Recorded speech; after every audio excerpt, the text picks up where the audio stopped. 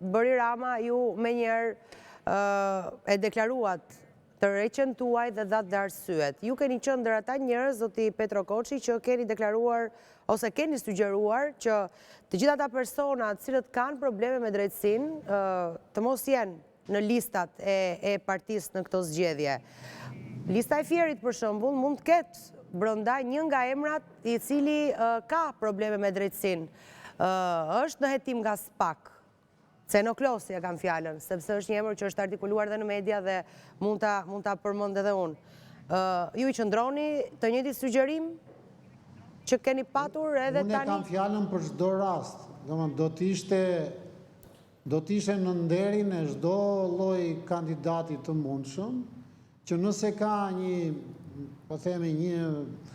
hetim serioz nga SPAK-u, kur them serioz kam parasysh sidomos kur është një proces i cili mund të çojë në statusin e të pandehurit, jo thjesht të dënuarit. Sepse me SPAK-un mund të jesh dhe kështu si dëshmitar për ndonjë çështje që s'është serioze, në raport me personin që mund të jetë kandidat. Kështu që unë mendoj që çdo rast i tillë, pra kur bëhet fjalë për një hetim serioz nga SPAK-u, duhet që vetë personi të mos kandidojë.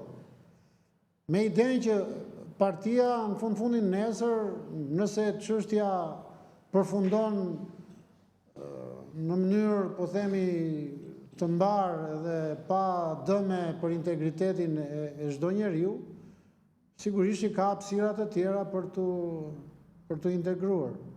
Po nuk është e mirë për fushatën, sepse nëse hyn në fushatë, atëherë ti i jep mundësi kandidatëve dhe palës tjetër që është ky koalicioni i Shqipërisë madhështore.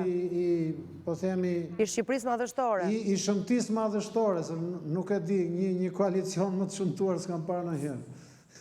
Se të njëjtët aleat janë. Është dhe kështu, është grotesk në vetvetes.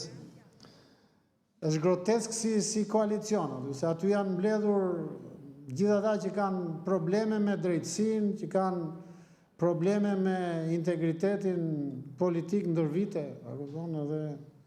por nuk i duhet dhënë asnjë shans këtij grupimi që Rama me drejtë e quan kënet, që të ketë mundësi të na sulmojë qoftë edhe për një kandidat aty këtu. Prandaj edhe jam nga ata që i bëj thirrje këtyre personave të mos jenë pjesë e listave. E kuptoj. Unë jam në studio me kolegun tuaj, zotin Krashi, i cili gjithashtu po ju dëgjon ashtu se edhe gjithë publiku dhe do kishte dëshirë të bënte një ndërhyrje. Shiko, ndërhyrja ime është shumë e thjeshtë. Një radhë të parë, patjetër që respektoj vendimin e Petros, por